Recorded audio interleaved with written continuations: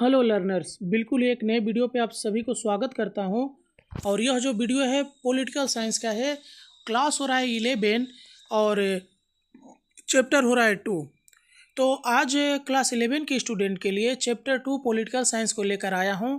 सबसे अच्छी बात जानते हैं क्या है कि जो इस बार मैंने पीडीएफ तैयार किया हूं, जो नोट्स तैयार किया हूं आप लोगों के लिए, तो बोथ लैंग्वेज मैंने तैयार किया, हिंदी में भी और इंग्लिश में भी।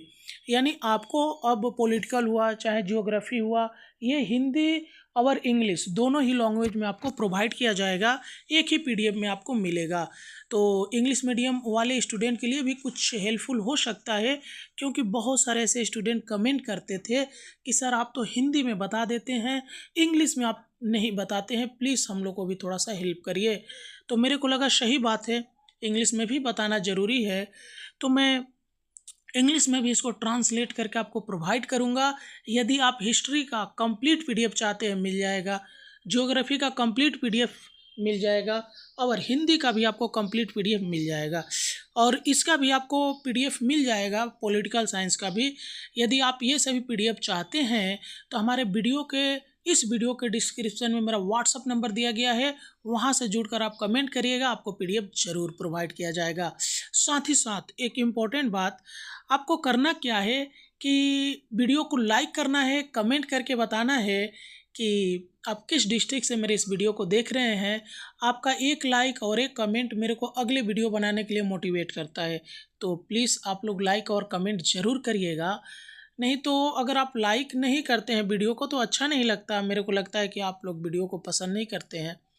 प्लीज़ यार कमेंट करिए, और अगर आपको लग रहा है कि कुछ गलत तरीके से बन रहा है वीडियो या हेल्पफुल नहीं हो रहा है तो कमेंट करके बताइए, उसमें ज़रूर में आपके सजेशन को रखा जाएगा, उसे इम्प्रूवमेंट करने का मैं कोशिश करूँगा, अपनी टीम को बोलूँगा कि आप लोग उसे इम्प्रूव करिए, ऐसे ऐसे कमेंट आ रहे हैं।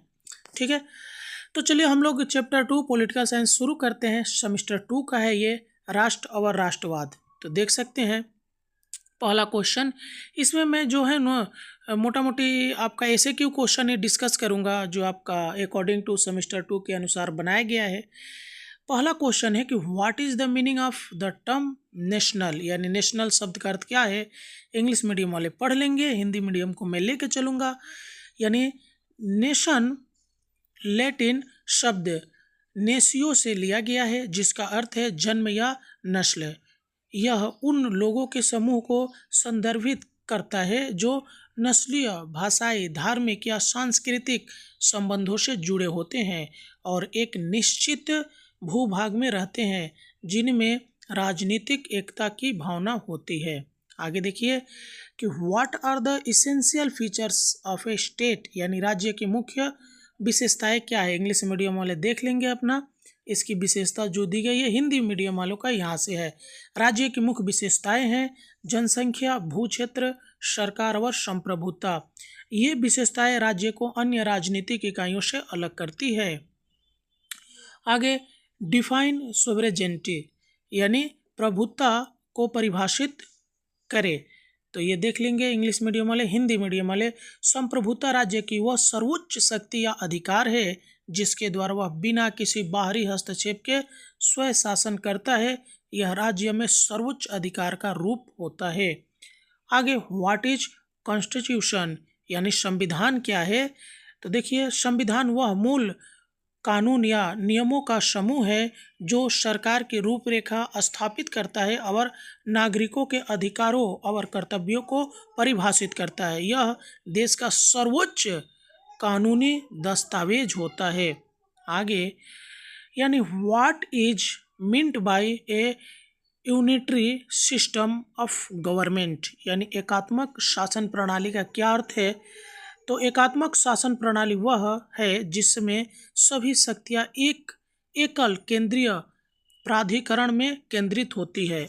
स्थानीय सरकारें यदि होती है तो अपनी शक्तियाँ केंद्र सरकार से प्राप्त करती है, यानी जिसके पास संपूर्ण शक्ति एक संस्था के पास हो उसी को बोला जाता है यूनिटरी सिस्टम ऑफ गवर्नमेंट बोला जाता है। आगे डिफाइन फेडरलिज्म, यानी संघवाद को परिभाषित करें।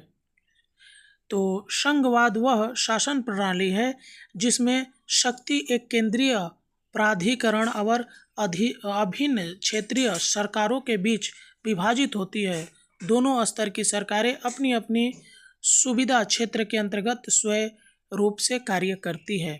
आगे कि what is the difference between nation and A state, यानी राष्ट्र और राज्य के बीच क्या अंतर है।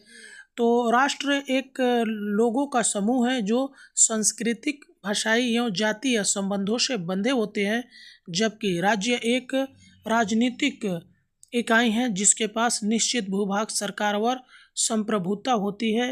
एक राज्य में कई राष्ट्र हो सकते हैं। आगे लोकतंत्र में सरकार की भूमिका क्या है, तो देख लीजिए।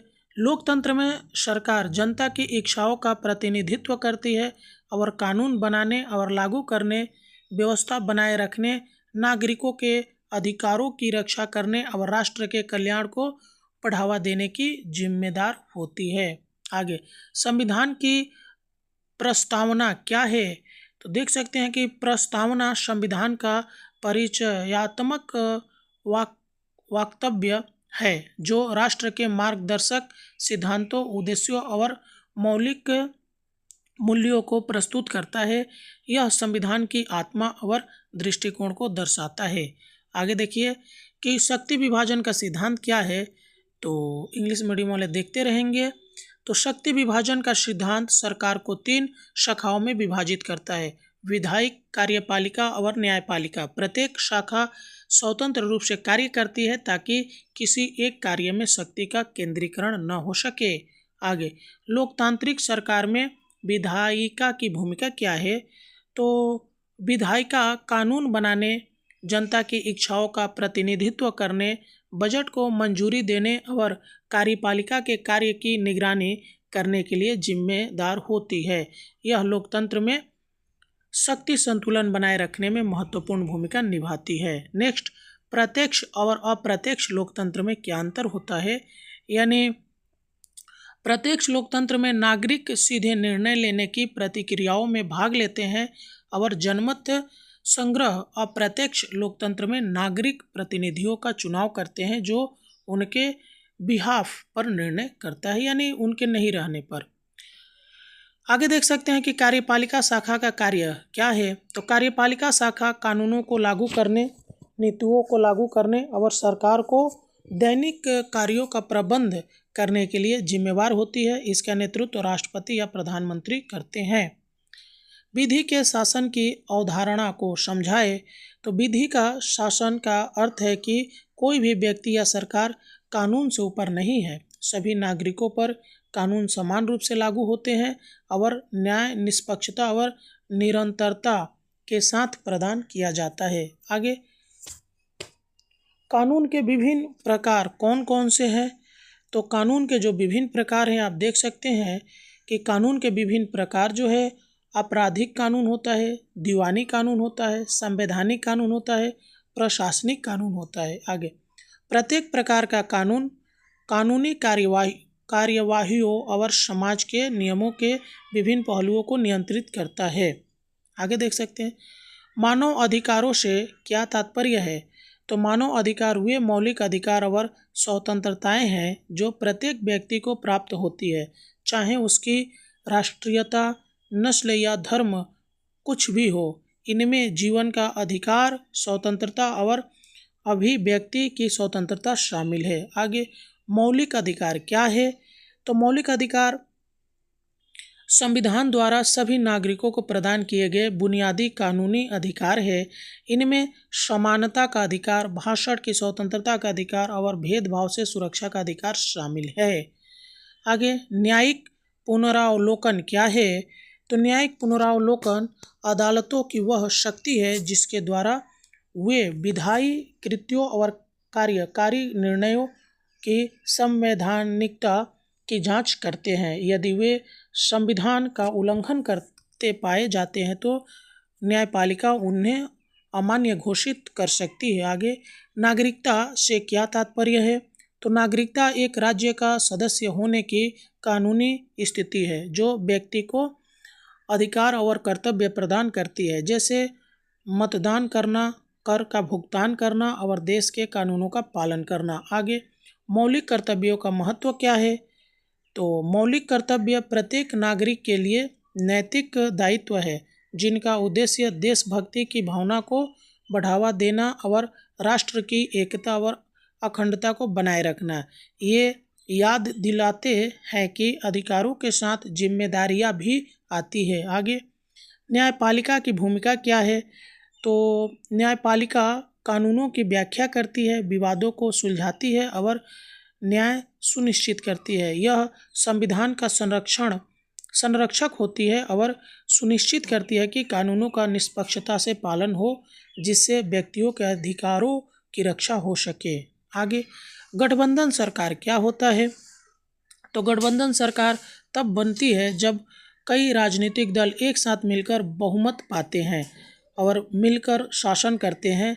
यह आमतौर पे तब होता है जब किसी एक पार्टी के पास अकेले सरकार बनाने के लिए पर्याप्त सीटें नहीं होती। यानी जैसे आप सुने होंगे कि जैसे आप बिहार में बीजेपी और वहाँ के जो लोकल पार्टी है उसको लेकर सरकार बनी है। जब 2 या 3 राजनीतिक दल आपस में मिलकर पार्टी बनाते हैं तो वो जो होता है गठबंधन की सरकार होती है। ठीक है। आगे, गणराज्य क्या होता है?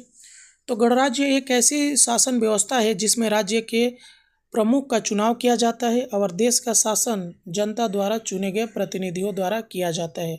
गणराज्य में राजशाही नहीं होती है। आगे, धर्मनिरपेक्षता क्या है? तो धर्मनिरपेक्षता वह सिद्धांत है जिसके अनुसार सरकार किसी भी विशेष धर्म का पक्ष नहीं लेती और सभी नागरिकों के लिए धार्मिक स्वतंत्रता सुनिश्चित करती है। आगे, सामाजिक न्याय क्या है? तो सामाजिक न्याय समाज के भीतर संपत्ति, अवसरों और विशेषाधिकारों के निष्पक्ष विवरण को संदर्भित करता है। इसका उद्देश्य असमानता को कम करना और सभी व्यक्तियों के लिए समान अधिकार और अवसर प्रदान करना है। तो यहाँ पर जो हमारा ऐसे क्यों क्वेश्चन आ सकता है सेमेस्टर 2 में इस चैप्टर से, चैप्टर नंबर 2 से, उसको मैं डिस्कस कर दिया हूँ। अब पार्ट 2 वीडियो में मैं इसके लॉन्ग क्वेश्चन को डिस्कस करूँगा। तो चलिए मिलते हैं अगले वीडियो में, तब तक के लिए जय हिंद।